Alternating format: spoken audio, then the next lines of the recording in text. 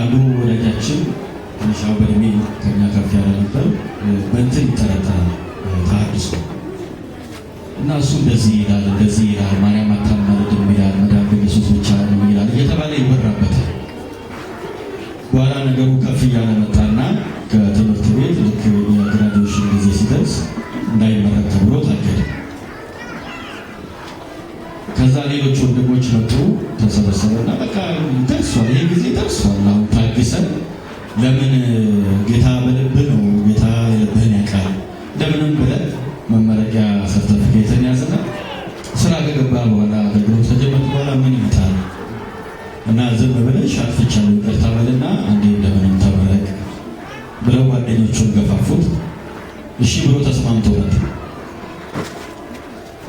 በኋላ ተሰበሰቡ። ትምህርት ቤቱን ይቅርታ ሊጠይቅ ነው ተባለ። ተሰበሰበ። አስታውሳለሁ፣ ጠዋት ነው ይሄ የምታውቁት የቅድስት ሥላሴ ካቴድራል ያ ሁሉ ህዝብ በሞላበት ልጁ ቀረበ። ይሄ ወንድማችን ማርያም አታማልድም ብለዋል፣ መዳን በኢየሱስ ብቻ ነው ብለዋል ተብሎ ያለውንም ያላለውም ተጨማምሮ በዚህ ምክንያት አግደነው ነበረ። አሁን ይቅርታ ሊጠይቅ ነውና ይቅርታውን እንሰማለን ተባለና ቀረበ። በኋላ ልጁ ማይክ ተሰጠው።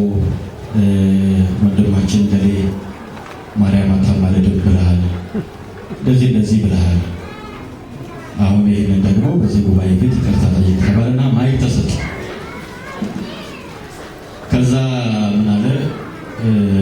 ልክ ነው ማርያም አታማልድም ብያለሁ፣ መዳን የተባለውን ሁሉ ብያለሁ፣ ግን አንድ ነገር እንድታዘብኝ እፈልጋለሁ።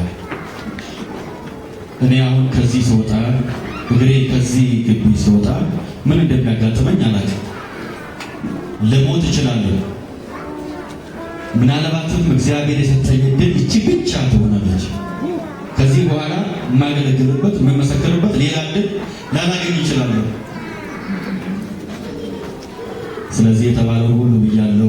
ልክ ነው ማርያም አታማልድም፣ ኢየሱስ ክርስቶስ ያድናል። ወደ እሱ ብትመጡ ሕይወት ይሆንላችኋል።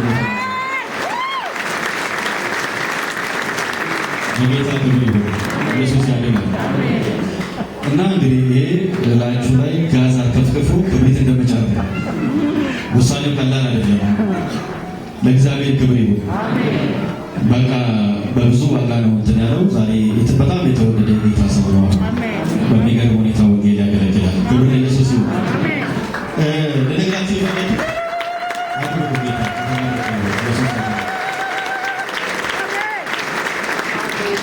ለነገራችሁ የፈለኩት ነገር ምንድን ነው? አንዳንድ የእግዚአብሔር እውነቶች ትንሽ ጭካኔ የሚፈልጉ ናቸው አይደል? ምናልባት ለእኛም ይሄ ብቻ ይሆናል ያለን እድል ምን እናውቃለን? ከዚህ ደቂቃ በኋላ ምን ይሆናል? ለሚመጣው ዓመት ለዛሬ 10 ዓመት ሁሉ ከዚህ ሊሆን ይችላል። ከዚህ በኋላ ያሉትን ደቂቃዎች እኛ እናውቃለን? እስኪ እናውቃለሁ ቢል ለእግዚአብሔር ክብር ይሁን። በተስፋ የሚያኖረንም መሞታችንን አለማወቃችን ነው። የምንሞትበትን ቀን ብናውቅ እንደዚህ ተረጋግተን የምንኖር ይመስላችሁ? ለማንኛውም ያለን እድል ዛሬ ብቻ ሊሆን ስለሚችል እውነቱን ተነጋግረን ለእግዚአብሔር ክብር የሚሆነው ለቤተ ክርስቲያን ጥቅም የሚሆነው ብቻ እናወራለን። ክብር ለኢየሱስ ይሁን። ስለዚህ ይህንን ርዕስ ስመርጥ ምናልባት አንዳንዶቻችሁን እዚህ የሚያበሳጫችሁ ነገር ልናገር ስለምችል በዚህ መንፈስ ሆናችሁ እንድትሰሙ ነው። ክብር ለጌታ ይሁን። ወንጌል ለሰው ጥቅም ለእግዚአብሔር ክብር ነው የሚወራው። ወዳጆች ደስ ያለንን ነገር ብቻ ሆነ ለመስማት የምንፈልገው ተያይዘን ወደ ገደል ነው የምንገባው። የበላን ቦታ ብቻ እንዲታከክልን ከሆነ የምንፈልገው ተያይዘን ወደ ገደል ነው የምንገባው። ቆም ብለን ያለንበትን ቦታ አስበን ምን ላይ ያለነው፣ ምን እያደረግን ነው፣ እንደ ግል እንደ ቤተ ክርስቲያን ምን ውስጥ ያለነው ብለን ቆም ብለን ማሰብ መሰረታዊ ነገር ነው። እኛም አንዳንድ ጊዜ መልሰን ተብሎ ሲጸለይ ጥያቄ ይደረግልናል። እግዚአብሔር የሚለው ተመለሱ ነው፣ እኛ የምንለው መልሰን ነው። አይጋጭም? ተመለሱ። መመለስ ትችላለህ፣ እኔ መመለስ እችላለሁ። ያለሁበት መንገድ የተሳሳተ ከሆነ ጌታ እጅን ይዞ እንዲመልሰኝ አልጠብቅም። መንፈስ ቅዱስ ወቀሰኝ፣ ትክክል አይደለም ማለት አይደለም፣ መንገድን መቀየር ነው። እግዚአብሔር መጥቶ እንደዚህ ጎትቶ እንዲመልሰኝ መጠበቅ የለብንም። ተመለሱ ተብሏል፣ መመለስ የኛ ድርሻ ነው። ሰው የራሱ ሂድ አለው፣ ፈቃድ አለው አይደል? ያለንበት መንገድ የተሳሳተ ከሆነ ለመመለስ ምን እንጠብቃለን? ከቃሉ ወጥተናል እያለ ነው። ትክክል ነው። እና ማን ይመልሳል? ራሳችንና መመለስ ያለብን ልጆቼ ሆይ እንድትመለሱ ምናምን እንዲል ድምፅ ፈልጋችሁ አይሆን። መንፈስ ቅዱስ ውስጣችን አለ። ልክ ያለውን ነገር ያጣራል። ክብር ለጌታ ይሁን። በዚህ መንፈስ እንድንሆን በዚህ ክፍል የኦሪት ዘሌዋውያን ከኦሪት ዘጸአት ቀጥሎ ያለ መጽሐፍ ነው። ኦሪት ዘጸአት የመዋጀት መጽሐፍ ነው። እስራኤላውያን ከግብፅ እንደወጡ ባህር ተከፍሎላቸው እንደተሻገሩ ከአስፈሪውና ከጨካኙ ከፈርዖን እንዳመለጡ የሚናገር የመጽሐፍ ቅዱስ ክፍል ነው። ኦሪት ዘሌዋውያን፣ ኦሪት ዘጸአት ባጭሩ በእኛ ቋንቋ መዳንን ስለ መዳን ወይ ደግሞ ኦሪት ዘጸአትን እንደ አራት ወንጌላት መውሰድ እንችላለን። ስለ መዋጀት፣ ስለ መዳን፣ ስለ መጽደቃችን የተነገረ ነው። ዘሌዋውያን ደግሞ እነዚህ የተዋጁ የዳኑ ከሞት ያመለጡ ሰዎች እንዴት ባለ ሁኔታ ከእግዚአብሔር ጋር ህብረት ማድረግ እንዳለባቸው የሚናገር መጽሐፍ። እግዚአብሔር እንዴት ነው የሚመለከው? መስፈርት አስቀምጧል። ሰዎች እንደፈለጉት እግዚአብሔር ማምለክ አይቻልም። እንኳን እግዚአብሔር አይደለም ሰይጣን ፈቃደኛ ነው። ወረንትቻ እንትን ምንድነው ቆጥማ ዶሮ ፈልጋለሁ ብሎ ጥቁር ዶሮ ዘመን ይችላል? አይቻልም። ሰይጣን እንኳን የራሱ ፍላጎት አለ። እግዚአብሔር ደግሞ እንዴት እንደሚመለክ፣ እንዴት እንደሚከበር፣ እንዴት እሱን የሚከተሉ ሰዎች እንዴት መኖር እንዳለባቸው መመሪያ አስቀምጧል። ማንዋል አለ። በቤታችን ያለው ዕቃ ስንገዛው ማንዋል አለው። በዚህ መልኩ ተጠቀሙ፣ በዚህ መልኩ የማትጠቀሙ ከሆነ ዕቃው ይጋያል። መጽሐፍ ቅዱስ የአማኞች ማንዋል ነው። መንፈሳዊ ልኬት ነው። መንፈሳዊ መስፈሪያ ነው። ይሄ እያንዳንዱ ነገር በዚህ ተመዝኖ የወደቀ ይወድቃል። ለእግዚአብሔር ክብር ይሁን። የምናከብረው እግዚአብሔር ሰው ተናግሮ ሊሆን ይችላል። የምናከብራቸው የምንወዳቸው ሰዎች አውርተው ሊሆን ይችላል። ተመዝኖ በቃሉ መሰረት ከወደቀ ወደቀ ነው። ሁልጊዜ እግዚአብሔር ቃል ባለስልጣን ነው። ሁልጊዜ እግዚአብሔር ቃል የክርስትና ማዕከል ነው። ወላጆቼ ጌታን መቀበል ማለት ምን ማለት ነው? ጌታን መቀበል ማለት የጌታን ትምህርቱን መቀበል ማለት ነው። ማንም ወደ እናንተ ቢመጣ የክርስቶስን ትምህርት ባያመጣ ምን አትበሉት ይላል እግዚአብሔር ቃል። አትቀበሉት። ለምን? ክርስትና ማለት ትምህርት ነው። እኔ ሰዎች ትምህርትን እንደ ተጨማሪ ነገር ሳይወጣ ነገር ነው። ክርስትና ማለት ትምህርት ነው። ትምህርት ከሌለ ልምምድ የለም። ትምህርት ከሌለ ሕይወት የለም። ትምህርት ከሌለ ክርስትና የለም። ትምህርት መሰረታዊ ነገር ነው። በምን ላይ ነው የቆምከው? ምን ታምናለህ? ምን ታደርጋለህ? ምን ታስባለህ? ትምህርት መሰረታዊ ነገር ነው። ትምህርትን እንደ ተጨማሪ የጸጋ ስጦታ የምትቆጥሩ ሰዎች ግን የላችሁም። ትክክል አይደለም። ጸጋ ስጦታዎች ሁሉ በእግዚአብሔር ቃል ይመዘናሉ። የእግዚአብሔር ቃል ግን በማንም በምንም አይመዘንም። የጸጋ ስጦታ ልክ ነው ልክ አይደለም በእግዚአብሔር ቃል ይመዘናል። የእግዚአብሔር ቃል ግን በምንም አይመዘንም። ብቻውን እውነት ነው። መድረንም ጣፈጠንም ቃሉ የሚለውን አሜን ብቻ ነው የምንለው። ተመቸንም አልተመቸንም ቃሉ በቂ ነው። ተስማማንም አልተስማማንም ቃሉ የሚለውን መውሰድ ነው። ክብር ለኢየሱስ ይሁን። ለእኛ ብሎ የሚስተካከል የእግዚአብሔር ቃል የለም። ከቃሉ ጋር እንሄዳለን። ካልተስማማን ሌላ እምነት መከተል እንችላለን። ክርስትና ነው ብለን እስከመጣን ድረስ ግን የእግዚአብሔር ቃል ባለሙሉ ስልጣን ነው። በስሙ ክብር ይሁን። ኢየሱስ ያድናል። ስለዚህ እግዚአብሔር እንዴት ይመለካል? ዘሌዋውያን እሱን ነገርና ዘሌዋውያን ማለት የሌዋውያን ማለት ነው። የሌዋውያን መጽሐፍ ቁልፍ ቃል ቅድስና የሚለው ይህንንም በምዕራፍ 19 ቁጥር 2 ላይ የምናገኘው ነው። እኔ ቅዱስ ነኝና እናንተ ምን ሁኑ? ቅዱሳን ሁኑ። ስለዚህ የሌዋውያን መጽሐፍ ከ87 ጊዜ በላይ ቅድስና የሚል ቃል ተጠቅሷል። ይሄ ማለት እግዚአብሔርን ለማምለክ የግለሰቦች ቅድስና መሰረታዊ ነው ማለት ነው። የቅድስና ምንጩ ምንድን ነው? ጾም ጸሎት ነው አይደለም። የቅድስና ምንጩ እግዚአብሔር ቃል ነው። ጾም ጸሎትማ በየትኛውም የሃይማኖት ስፍራ ይጸልያል። እንዲያውም ከኛ መበለጠ። ስለዚህ ለቅድስናችን፣ ለትምህርታችን፣ ለእያንዳንዱ ነገራችን መስፈርቱ የእግዚአብሔር ቃል ነው። ኢየሱስ ያድናል። እና አምልኮ ከተጀመረ በኋላ ገና እስራኤላውያን ከግብፅ ወጥተው ምኩራብ ሰርተው መገናኛ ድንኳን ሰርተው የመጀመሪያ አምልኮ ሲፈጽሙ የአሮን ቤተሰቦች መጥተው ሁለት ወንድማማቾች አሁን ስማቸውን ያነበብነው ናዳብና አብዩድ ወይንም አንዳንድ ቦታ አብዩ ተብሎ የተጠቀሱት እግዚአብሔር ያልፈቀደላቸውን እሳት ተጠቀሙ ይላል። ምንድን የተጠቀሙት?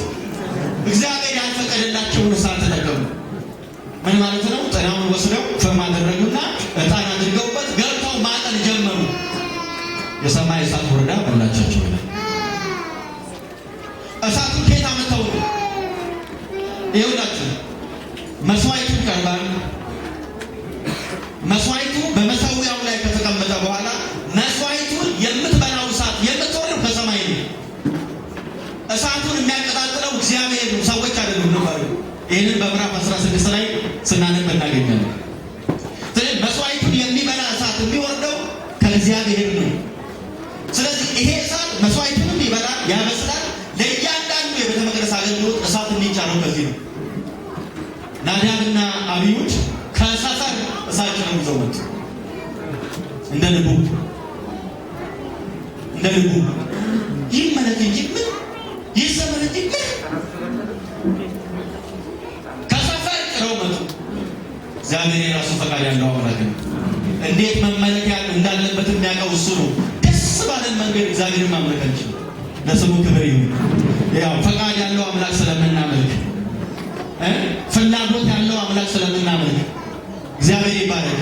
እኛ ተሰብስበን በፊርማ ወሰነናል ለማምለካችን አምላካችንን የመረጥነው እኛ አይደለም። በየትኛውም የክርስትና እምነት ውስጥ በየትኛውም እምነት ውስጥ ሰዎች አምላካቸውን ፈልገው ነው ያገኙት። ክርስትና ግን እንደዛ አይደለም። እሱ ነው እኛን ፈልጎ የመጣው። ለስሙ ክብር ይሁን። የኃጢአተኞችን ሊያድን ክርስቶስ ኢየሱስ ወደዚህ ዓለም መጥቷል። የጠፉትን ሊያድን መጥቷል። እሱ ነው ፈልጎ ያገኘን። እኔ አምላካችሁ ነኝ ብሎ ራሱን የገለጠልን እሱ ነው። ናዳብና አብዩድ ይሄንን አድርገዋል። እሳት ከሰፈር ጭነው አመጡ። ምን ችግር አለ? አዳም ቅጠል ቀጥፎ ቢበላ ምን ችግር አለ? ቅጠል ነው። እንዴት አዳም ቅጠል በላ ብሎ እግዚአብሔር ለዚህ ሁሉ ጣጣ ይከተዋል? ጉዳዩ ቅጠል መብላት አይደለም። የእግዚአብሔርን ሉዓላዊነት ማክበር ነው ወዳጆች። ጉዳዩ አንድን ፍሬ ቀጥፎ መብላት አይደለም። እግዚአብሔር ልጁን ሰጥቶ የለም እንኳን ቅጠል ነው። ግን የተጣሰው የእግዚአብሔር ሉዓላዊነት ነው። ለስሙ ክብር ይሁን። እግዚአብሔር የራሱ ፈቃድና ሐሳብ አለው። ኢየሱስ ያድናል። ክብር ለጌታ ይሁን። ሃሌሉያ። የተጣሰው የእግዚአብሔር ሉዓላዊነት ስለነበር እግዚአብሔር የተቆጣው። ስለዚህ ካህናት ገና አገልግሎቱን ሲጀምር ጌታ ሳይቃጠል በቅጠል ያለ ይመስላል። ቶሎ እሳት ከሰማይ ወርዳ በላቻቸው። ምን ችግር አለ? ፍንፍን እሳት ምን ችግር አለ? እንዴት እግዚአብሔር እንደዚህ ያደርጋል? ከሰፈር እሳት ጭነው የትምህርት ርዕስ በዓል እሳት ወይም የሰፈር እሳት አትጠቀሙ የሚል በዓል እሳቶችን አትጠቀሙ፣ የሰፈር እሳት አትጠቀሙ። በየትኛውም የህይወታችን አጋጣሚ ከሰፈር እሳት እየጫረን እንዳንመጣ እግዚአብሔር ለዋናው ያምላክ በዓል እሳቶች፣ በዓል ትምህርቶች፣ በዓል የሆኑ ልምምዶች ዛሬ በወንጌላውያን አብያተ ክርስቲያናት ስር እየሰደዱ ነው። ቅር እንደማይላችሁ ተስፋ አደርጋለሁ። ምዕራብ አፍሪካን ያጠፋ የነቢያት ልምምድ፣ ምዕራብ አፍሪካ ውስጥ ያሉትን አብያተ ክርስቲያናት ያጠፋ የጸጋ ስጦታ አጠቃቀም ዛሬም በእኛ ቤተክርስቲያን በኢትዮጵያ ወንጌላውያን አብያተ ክርስቲያናት ይኸው ስር እየሰደደ ነው። አውሮፓና አሜሪካን ያለ ሰው ያስቀረን ትምህርት የሚያመልኩ ሰው የላቸውም። የአሜሪካ የአውሮፓ አብያተ ክርስቲያናት በእድሜ የገፉ 80-70 ዓመት የሆኑ አዛውንቶች የሚያመልኩባት አዳራሾቻቸው ዛሬ የናይት ክለብ ናቸው። ውጤቱ ምንድን ነው? ትምህርት። ይሄ ትምህርት ዛሬ በኢትዮጵያ ቤተክርስቲያን ስር እየሰደደ ነው።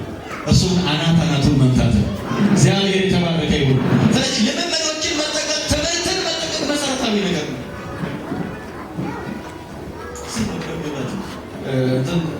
ቡሌ ዝም ብሎ ዛሬ ከዚህኛው ድግስ ቤት ይሄዳሉ፣ ቡሌ ይሰበስባሉ። ከዛኛው ሆቴል ቡሌ እየሰበሰቡ የሚኖሩ ሰዎች አሉ። ትምህርትን እንደዚህ እንደ ቡሌ እየሰበሰቡ የሚኖሩ ሰዎች ንጹህ እንጀራ ቦት ነው መብላት ያለብን። ከዛም ቤት ትምህርት አይወሰድም። ክብር ለኢየሱስ ይሁን። ይልቁንም ደግሞ አሁን እኛ እዚህ የተሰበሰብነው ጌታ ጠርቶን ቢሆን ያለነው ሙሉ ወንጌል በሚባል ጥላ ውስጥ ማለት ነው። እዚህ ውስጥ ስንመጣ የራሱ ትምህርት አለ፣ የራሱ ልምምድ አለ። እኔ ደስ ያለኝን ትምህርት ማሰማር አልችልም። ከፈለግ መውጣት ነው ያለብኝ። አንድ አገልጋይ ተነስቶ ደስ ያለውን ልምምድ እዚህ ማድረግ አይችልም። ለምን? ትምህርት ያለበት ቸርች ውስጥ ነው ያለው። ልምምዶች የተሰፈሩ ናቸው። ማንም ሰው እንደፈለገው መስመር ማገልገል አይችልም። ትምህርት ትጠብቃለህ፣ ልምምዶችን እንከታተላለን። ኢየሱስ ያድናል። አሜን ነው ወይ? ይኸውላችሁ ወዳጆቼ፣ እኔ አሁን እንደ ግል የማልፍበት መንገድ እንኳን አገልግሎት አይደለም ክርስትና ያስተላል። ክርስትና የሚያስተው ነገር ነው እና ለምንድን ነው በዚህ ሁሉ ስለምንድን ነው የምናገለው? እውነት ነው ሰውን የሚይዘው እውነት። ብዙዎች የሆነ ቦታ ምዕራፍ አቋርጠው ሄደዋል። ብዙዎች የሆነ ነገራቸውን ትተዋል፣ ጌታን ትተዋል፣ መንገድ ትተዋል። ለምን? ሰውን የሚያቆመው የሆነ ነገር አይደለም፣ ትምህርት ነው፣ እውነት ነው። ወዳጆች እውነት ካልሆነ ምንም ነገር ሊይዘን አይችልም። እውነት ነው የሚይዘው። እውነት አለ ወይ እኛ ውስጥ ተክሎ የሚያቆም በችግር ውስጥ፣ በመከራ ውስጥ፣ በስደት ውስጥ፣ በረሃብ ውስጥ፣ በእያንዳንዱ ነገር ውስጥ አጽንቶ የሚያቆም ትምህርት አለን ወይ? እውነት አለን ወይ?